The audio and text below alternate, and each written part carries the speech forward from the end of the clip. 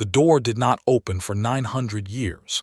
Then a human put his hand on it, and it did. The ship was half buried in black glass, its hull warm to the touch in a place where nothing else held heat. Elias Vance stood with his palm flat against the surface, feeling the faint pulse, like a heartbeat but slower. He had been on Ashvatsings for 3 weeks, living out of a salvage pod, eating protein bars and drinking coffee from a thermos that never quite cleaned out. He had come for scrap. He had found something else. The obsidian plain stretched for miles under a sky the color of old bruises. No wind, no sound but his own breathing. The Korvathi had called it a monument. The Dominion had classified it as inert. 23 expeditions had mapped its exterior, drilled samples, run every scan in the known catalog. Nothing had ever responded. Vance pulled his hand back and watched the hull where his palm had been. A hairline fracture split the surface, then widened, then folded inward like a petal. The door opened without a sound, just a dark seam that grew into a passage tall enough for 2 to walk side by side. He did not go in, not then. He stood for 72 minutes counting his breaths, waiting for something to change. Nothing changed except the light. The planet's dim sun crawled across the glass and the door stayed open. That was the moment Iris Veth first saw him.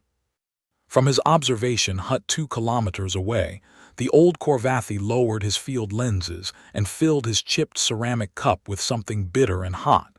He did not drink it. He just held it, watching the human stand at the threshold of a thing that had never let anyone in. Iris had been coming to Ashvatsings for 47 years.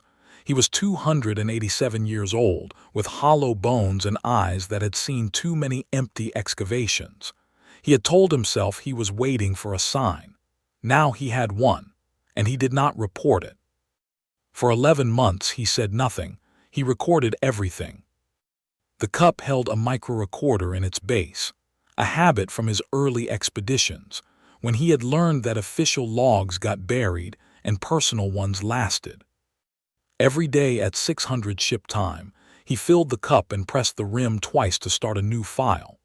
He described the human's movements: 3 days of standing at the door, then 1 day inside, then 2 days inside, then a pattern of emerging every 72 hours with a datapad and a different expression on his face.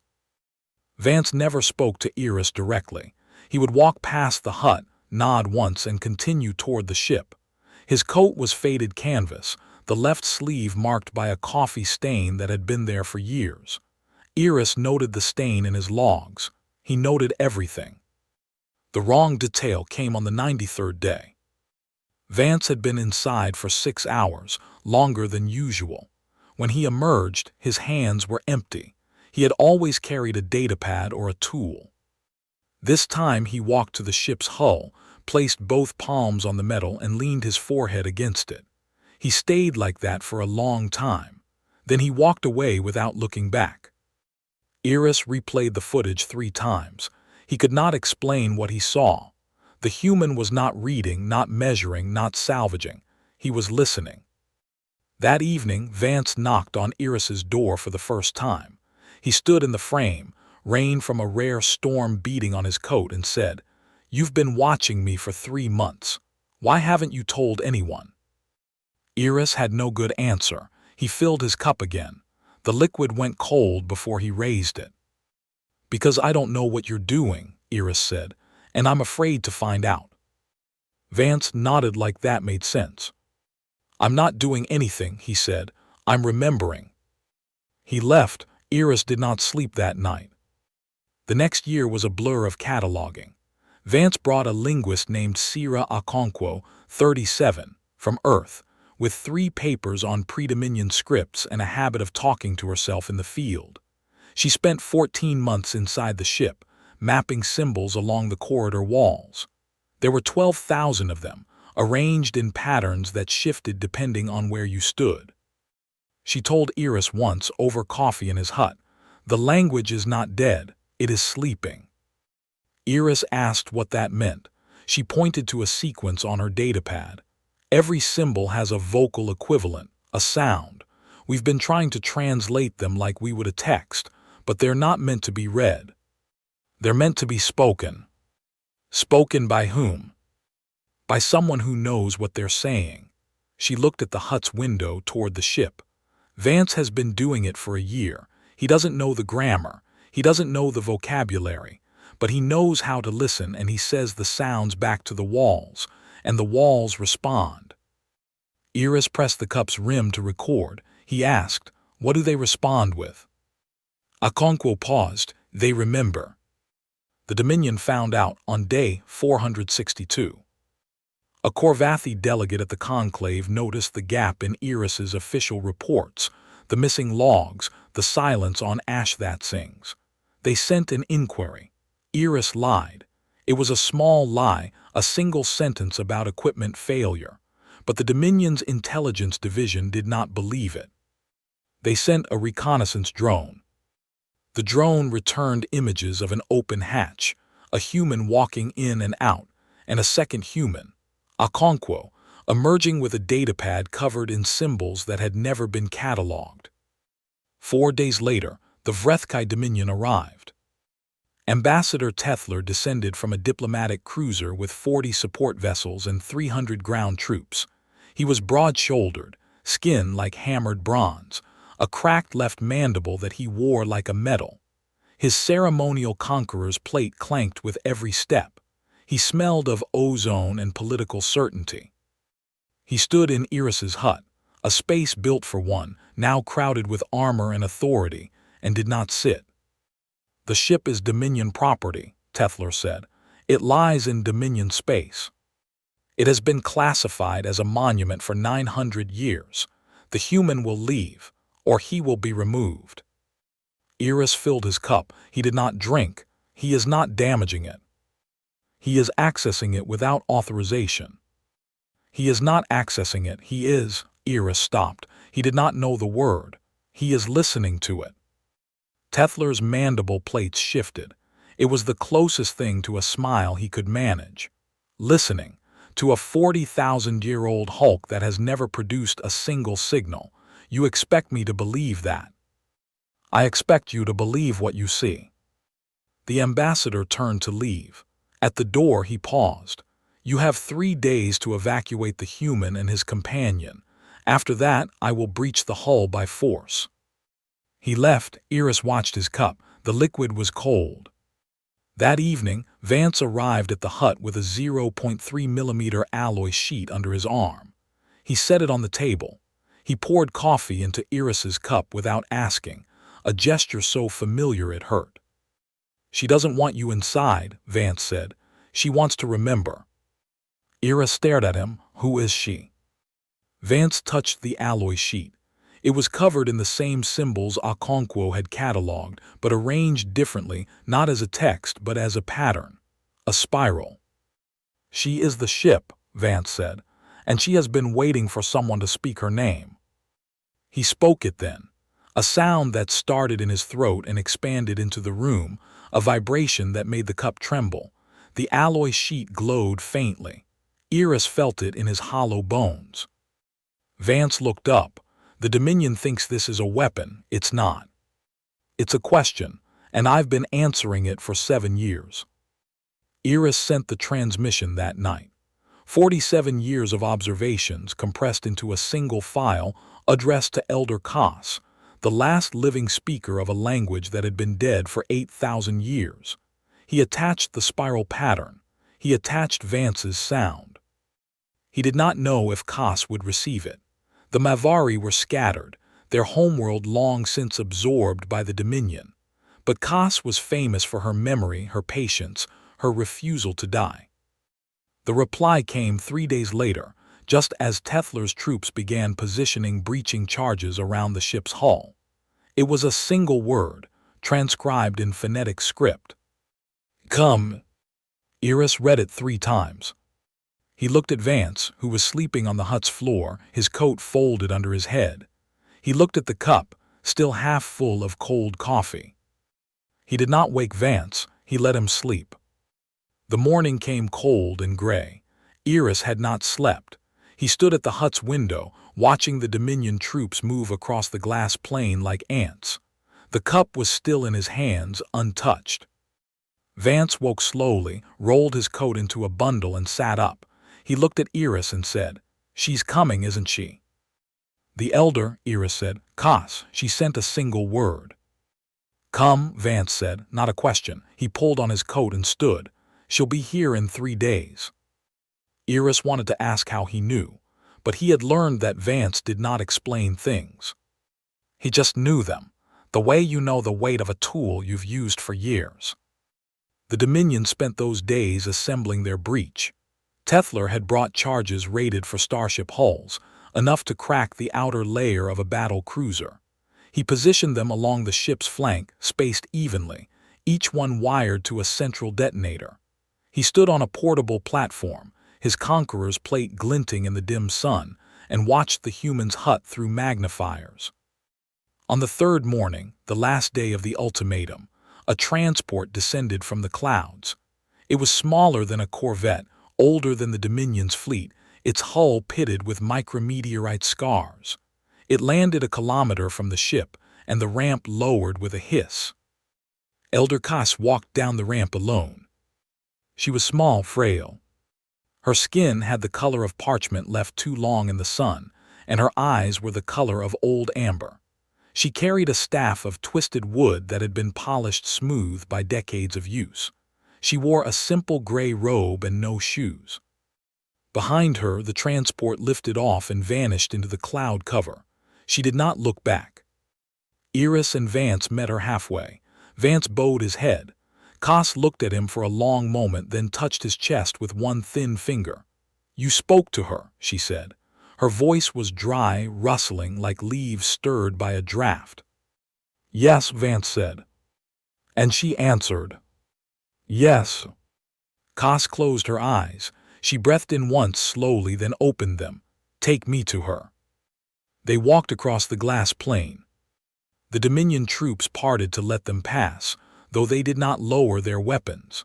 Tethler watched from his platform, his mandible plates pressed tight. Cass stopped at the hull. She placed her hand on the metal, the same place Vance had touched years ago. She stood still. The silence stretched. Iris counted his own breaths. 22, 23. He wanted to look away but could not. Then Cass made a sound. It was not a word, not quite. It was a vibration that started low in her chest and rose until it matched the frequency of the hull's warmth. The metal hummed back. Her hand slid down the surface. She leaned her forehead against the ship. Her shoulders shook. When she turned around, her eyes were wet. She looked at Vance and said, "He didn't build it." Iris stepped forward. "Who didn't build what?" Cass touched the hull again. "The species that made this, they didn't build it to travel. They built it to remember. It is not a vessel. It is a memory. A question they left behind so that whoever found it would have to answer." "Answer what?" Iris asked. Cass looked at Vance. "You already know."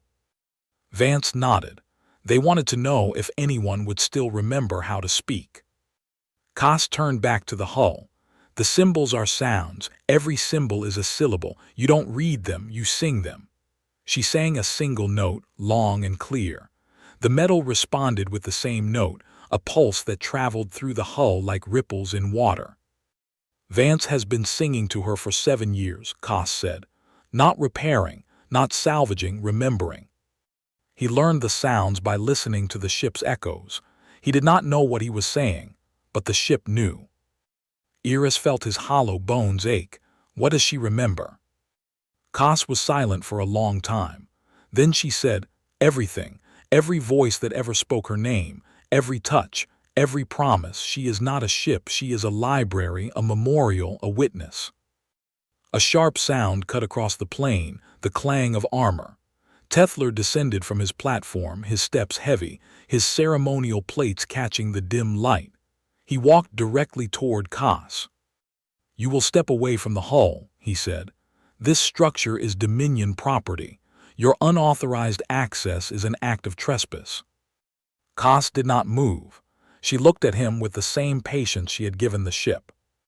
"This structure," she said, is older than your dominion, older than your species' recorded history. It does not recognize your authority. It does not recognize property. Tethler's mandible plates shifted. It will recognize breaching charges. The charges will not open it. They will. Koss shook her head. They cannot open what does not wish to be opened. This ship has refused access to every expedition for 900 years. It opened for Vance because he asked, not because he forced. You cannot force memory. You can only destroy it. Tethler's hand went to his sidearm. I am not interested in memory. I am interested in control. He turned to his troops and gave the order. The breach team advanced, 12 soldiers in blast-resistant armor, carrying plasma cutters and shaped charges. They moved in formation, weapons slung but ready. Vance stepped in front of them. He did not raise his voice. He simply stood there. She doesn't want you inside, he said. She wants to remember. Tethler laughed. It was a dry, gravelly sound. You think your words matter to a dead machine. She is not dead. Vance's voice was quiet, steady. She is waiting. The breach team hesitated. Their sergeant, a Vrethkai with a scar across his throat and 43 years of service, looked at Tethler. Sir. Proceed, Tethler said. Detain the human if necessary. The sergeant nodded. He signaled his team. They moved past Vance, who did not try to stop them. They reached the hull, attached the charges, and retreated to a safe distance. Iris grabbed Vance's arm. You have to stop them. Vance looked at him. She doesn't need me to stop them. She's been waiting 40,000 years. She can wait 17 minutes. 17 minutes. Vance did not answer. He walked to the observation rock, the same rock Iris had sat on for 47 years, and sat down. The charges detonated. A sound like the end of the world, a sharp crack that sent shockwaves across the glass plane. Dust and debris rose in a black cloud. The troops crouched behind their shields. When the dust settled, the hull was intact. No crack, no breach. The surface had not even scratched. Tethler stared. His mandible plates went slack. Impossible. Iris looked at Vance, who was still sitting on the rock, his face calm. The breach team regrouped. The sergeant ran a diagnostic on the charges. All had fired. The hull had absorbed the blast. Koss walked to the hull again. She placed her hand where the charges had hit. The metal was warm. She said something in a language Iris had never heard, a soft, rolling series of syllables that seemed to hang in the air like smoke. The hull responded. A seam opened, not the main door, but a smaller hatch, one that had never been visible before. It slid open without a sound. Koss looked at the sergeant. She is offering you a way in, not through force, through invitation. The sergeant looked at Tethler, then at the hatch, then back at his team. He did not know what to do. Tethler's face hardened. Enter, he commanded. Secure the interior, report everything. The sergeant hesitated. Then he nodded to his team. They approached the hatch, weapons raised. One by one, they stepped inside. The sergeant was the last. He paused at the threshold and looked back at Koss. What will we find? He asked. Koss smiled, a tired, ancient smile. You will find what she decides you need to see. The hatch closed behind them. The hull was silent. The plane was still. Iris watched the closed hatch, his cup clutched against his chest. He counted the seconds. Vance remained on the rock, unmoving. 17 minutes. The hatch did not open. 20 minutes. The troops outside began to murmur. Tethler marched to the hatch, slammed his fist against it. No response. He demanded a comms link. Static. 25 minutes. Iris thought of the chipped ceramic cup in his hands. The liquid inside had gone cold hours ago. He had not taken a single sip. Vance stood up from the rock. He walked to the hatch, placed his palm flat against it, and closed his eyes. The hull began to hum. A low vibration felt through the soles of the feet. It grew in intensity, not louder but deeper, a frequency that resonated in the hollow bones of the Korvathi, in the teeth of the Vrethkai, in the tired heart of the Mavari elder. And then the hatch opened. The sergeant emerged first. He was not running. He walked slowly, his helmet under his arm. His face was bare, no scarred mask, no tactical visor. His eyes were red, his cheeks wet. Behind him came his team, one by one, all of them walking the same slow pace. Weapons slung across their backs, helmets off, faces exposed. They looked like people who had seen something they could not name. The sergeant walked past Tethler without stopping. He walked past Iris. He stopped in front of Vance, who still had his hand on the hull. "It's not a ship," the sergeant said. His voice was cracked, raw. "It's a question," and the human answered it. Tethler stood frozen for 6 seconds. His mandible plates worked, grinding against each other like stones. Then he moved, a sharp, mechanical stride toward the sergeant, his hand closing on the soldier's shoulder. "What did you see?" The sergeant did not flinch. He looked at his commander with eyes that still held something Tethler could not name. "She showed us what she remembers, not the dead, the living, every voice that ever spoke to her." He touched his chest. "I heard my grandmother's voice. She died 40 years ago. She was singing." Tethler released him like the sergeant had become hot. "You are relieved. Report to medical, all of you, now." The breach team walked away, their boots slow on the glass. One of them, a young Vrethkai with a fresh scar across his brow, kept looking back at the hull, his lips moving, forming sounds, words, something he had learned inside. Iris watched them go. He looked at his cup. The liquid was still cold. He had not taken a single sip in hours. Vance remained by the hatch. He had not moved since the sergeant emerged. His hand was still on the metal, his eyes half closed. He looked like a man listening to distant music. Cass walked to him, placed her hand next to his. "She is singing to you now," she said. Vance nodded. "She's showing me the last thing they said before they left." "Who were they?" "I don't know their names. They were the ones who built her. They knew they would not survive.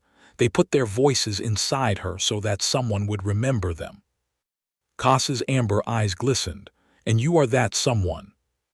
"I am the one who listened." The Dominion sealed the area within the hour.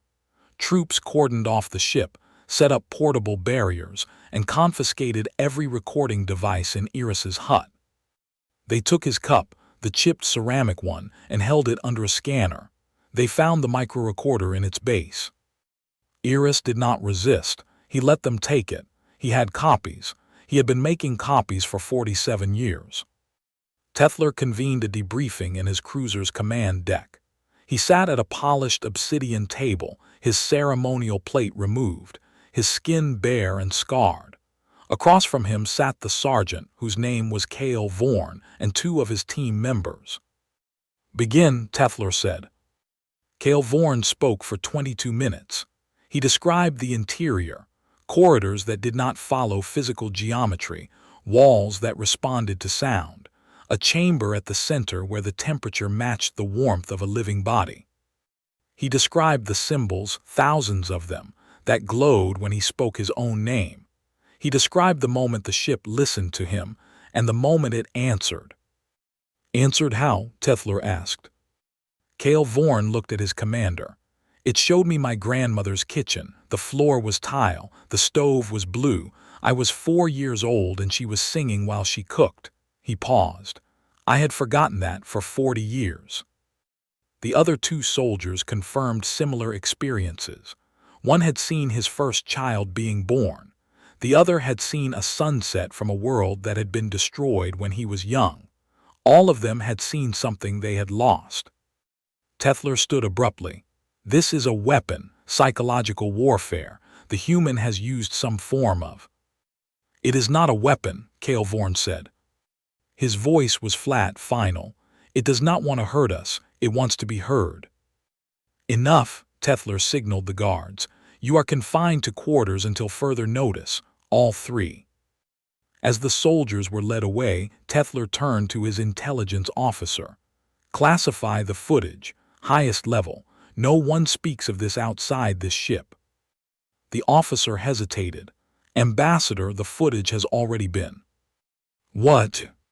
Two of the team members transmitted personal logs to their families before they were debriefed. "The logs include audio. It's already spreading."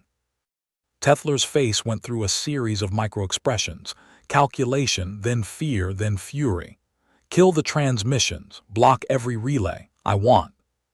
"Sir, it's already been repeated. 7 systems. The Korvathi have copies. The Mavari have copies. Some of them are calling it a discovery and have started transmitting it openly." Tethler sat down heavily. He did not speak for a long time. Iris learned this from a guard who had been stationed at the hut before the cordon, a young Korvathi who had known Iris for decades. The guard whispered through the window at dawn, "The recording is out. You're famous. And you're in danger." Iris did not feel famous. He felt old. He spent the next days compiling testimony. He wrote down everything: the door opening, Vance's patience, the 72-minute silence, the sleeping language, the 7 years of remembering. He wrote it in plain words in the common trade tongue so that anyone could read it. He sent copies to 5 conclave members, 3 academic institutions, and every known Mavari settlement. Only one replied. It was a short message from the Mavari Preservation Circle: "We are watching, we are waiting, as we always have." The Dominion attempted to suppress the narrative. They released a statement claiming the ship was an anomalous geological formation with limited archaeological value.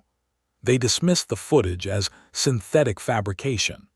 They declared Iris a discredited academic pursuing personal fame. The leaks did not stop. The recordings spread through the relay networks, through smuggled data chits, through the mouths of soldiers who had been there. Within 2 months, the legend had reached every major system in the Dominion's territory. And yet no one acted. Iris watched the conclave debates from a datapad in his hut. He watched politicians argue about preservation protocols and jurisdictional authority. He watched them call the ship a mystery requiring further study. He watched them do nothing. He filled his cup, a new one, ceramic, unchipped, purchased from a trader who visited the outpost. It was not the same. He poured something bitter and hot into it and let it go cold. On the 98th day after the breach, Koss left Ashvat Singh's. She had stayed longer than anyone expected. She had spent weeks in quiet conversation with Vance, sitting on the rock, talking in a language that Iris could not follow. She had touched the hull again, dozens of times. She had written notes on parchment, physical paper, the kind that could not be remotely deleted. When she boarded the transport that would take her back to Mavari space, Vance stood at the base of the ramp. He did not speak. He just bowed his head. Koss touched his cheek. "You did what they asked," she said. "You remembered." "Will they listen?" he asked. She shook her head slowly. "Not yet, but someday, when they are ready to ask the question instead of take the answer." The transport lifted off. Iris watched it climb into the bruised sky, a speck against the dim sun. He did not know it would be the last time he saw her. 3 weeks later, a priority message came through the relay network. Koss's transport had experienced a catastrophic hull failure during a routine jump. There were no survivors. Iris read the message 3 times. He read it a 4th time. He set the datapad down and walked to the observation rock. He sat there for 6 hours watching the ship. The hull glowed faintly in the twilight, a soft amber pulse like a heartbeat. He told Vance that evening. Vance listened without speaking. He went to the ship, placed his hand on the hull, and stayed there until the following morning. When he came back, his eyes were dry. "She's still here," he said. "She's in the ship. Her voice is in the memory." Iris did not know what to say. He filled his cup. The liquid was cold. The Dominion's position hardened after Koss's death. They declared the area a restricted zone. They increased the garrison. They issued an order that no civilian vessels could approach within 50,000 kilometers. They called it protective custodial management. The truth was simpler. They were afraid. Eris continued his work. He wrote a book, a short one, plain words, no jargon, about the waking of the ship. He self-published it through a cheap data imprint. 3,000 copies sold in the first month. 5,000 by the end of the year. It was not a success. It was not a failure. It was a seed. Vance stayed. He did not leave ash that sings. He walked to the hull every morning and placed his hand on the metal. He spoke to it in the sleeping language. He listened to its responses. Sometimes Eris heard the ship sing. Low tones that traveled through the glass plane, vibrations felt more than heard. The troops stationed around the perimeter learned to ignore it. They could not stop it. They could only endure. One night 7 months after the breach, Eris found Vance standing in the hut, holding the chipped ceramic cup, the original one, the one the Dominion had confiscated and returned as irrelevant. "They gave it back," Vance said. Eris stared. "They returned it." "Two soldiers, they said it had no strategic value." Vance set the cup on the table. "They were wrong." Eris picked it up. The chip was still there, the one from his first expedition 90 years ago. The cup was empty. He held it to his ear. He heard something, a whisper, a voice. It was Cass. She was speaking in the sleeping language, saying the same word over and over. It was the word she had used when she touched the hull, the word that meant, remember. Eris lowered the cup. He looked at Vance. How did she do this? She recorded herself in the cup through the recorder. The Dominion thought it was empty, but the memory was still there. She had been speaking into the cup every morning the same way I did. She knew they would take it. She wanted them to. Eris felt the cup's weight. It was heavier than it had been. It was no longer just his. It was hers too. It was a record, a witness. The wrong detail from the beginning, the chip in the cup, the one he had never repaired, was not a flaw. It was a marker, a reminder that things could be broken and still hold something precious. Vance looked at him. She knew she wasn't going to make it back. She told me before she left. Why didn't you tell me? Vance was silent for a long moment. Then he said, because she wanted you to find out on your own. She said you had been watching for too long. You needed to listen. Eris sat down heavily. He stared at the cup in his hands. Cass's voice was still there, a faint echo, a thread of sound waiting to be heard. What else had the ship given them? What other memories had been hidden in plain sight? The question hung in the room, unanswered. The cup's voice faded. The whisper became a thread, then a memory of a thread, then silence. Eris set it down carefully. He looked at Vance. She knew she was going to die. She knew the Dominion would not let her testimony survive, Vance said. She put it where they would never look. In something broken, something they had already dismissed. Eris picked up the cup again, turned it in his hands. The chip was still there, the one he had made 90 years ago, dropping it on his first expedition. He had never repaired it. He had thought it was a reminder of failure. It was not, it was a door. The next 3 years were the longest of Eris's life. He traveled. He took the cup with him everywhere, a ceramic anchor in a galaxy that did not want to hear what he had to say.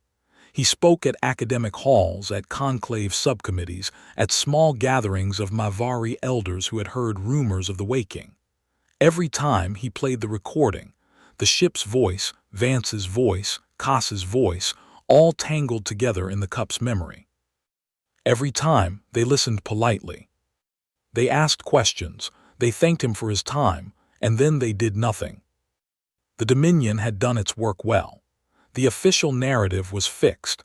The ship was an anomaly, the waking was a hoax, and Elias Vance was a salvage engineer who had fabricated evidence to avoid paying salvage fees. The few academics who believed Eris were marginalized, their funding cut, their papers rejected.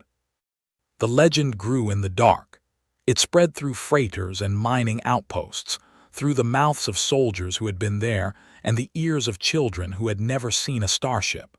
It became a story told in bars and barracks, a whispered thing that no one could prove and no one could fully dismiss. But the galaxy did not act. The conclave did not convene a special session.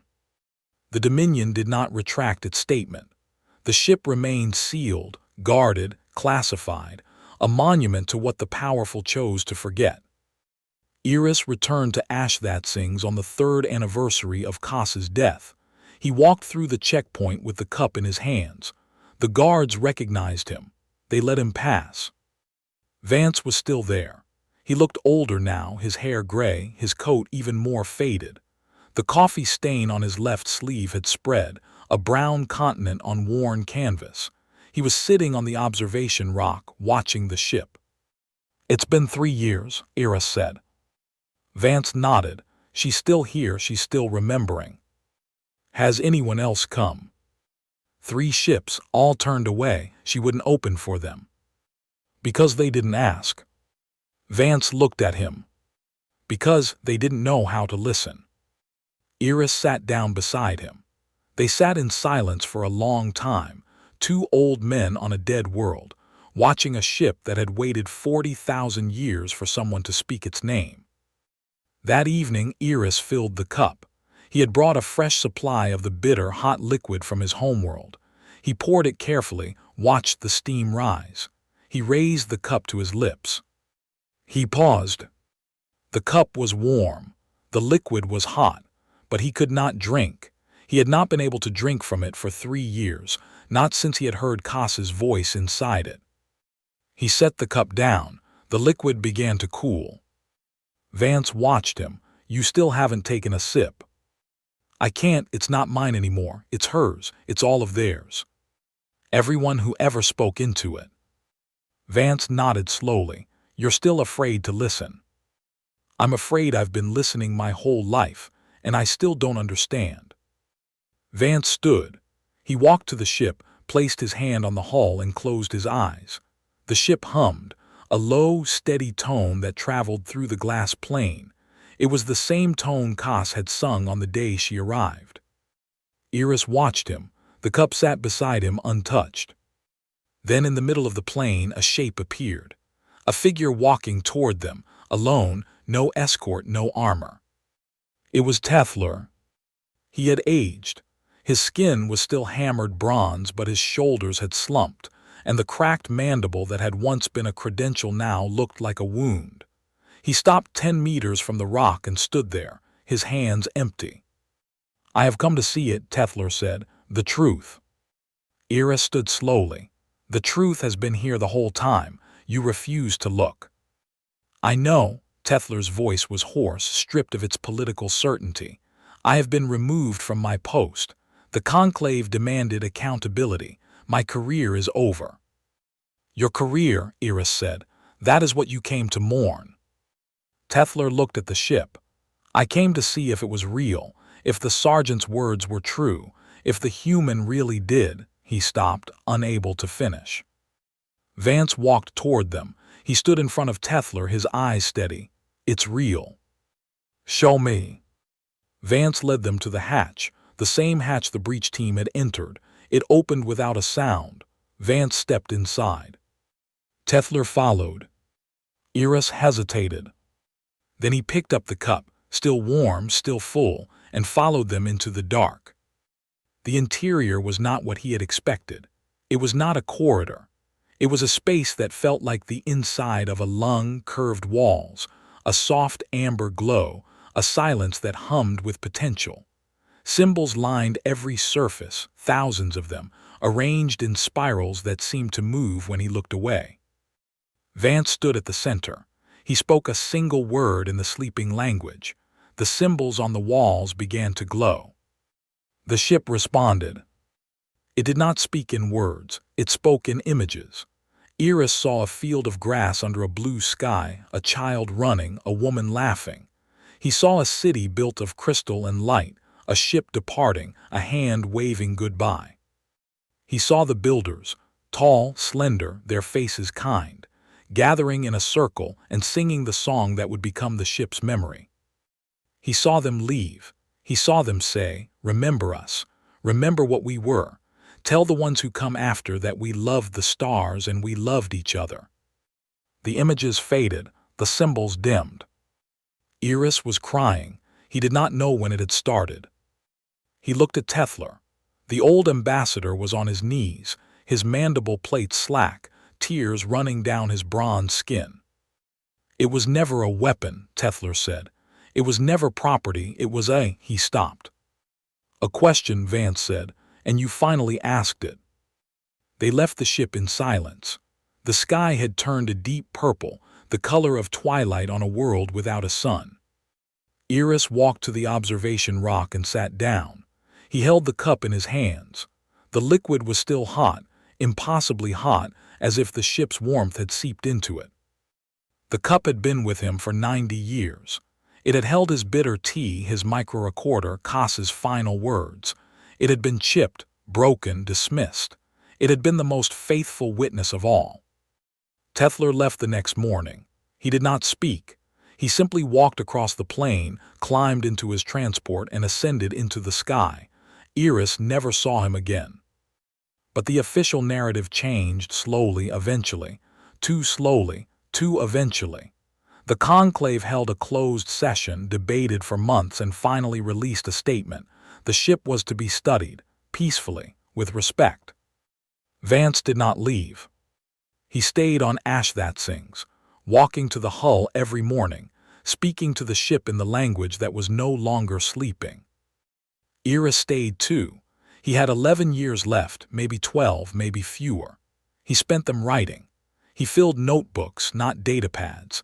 He wrote about the waking, about the builders, about the question that had been waiting 40,000 years for an answer. He wrote about Cass, about the cup, about the soldier who had cried when he heard his grandmother's voice. He never finished. The last notebook was only half full when his hands began to shake too much to hold a pen. He set it aside. He walked to the observation rock one last time. He watched the ship glow in the twilight, its amber pulse steady, unhurried. He listened to the hum that traveled through the glass plane, a song that had been waiting for someone to hear it. He looked down at the cup in his hands. The liquid inside had gone cold. It had been cold for 3 years. He had not taken a single sip. He smiled. Then he set the cup down on the rock and walked back to his hut. Behind him, the ship sang on. The legend grew. The galaxy would not understand for generations. But the ship was patient. It had waited 40,000 years. It could wait a little longer.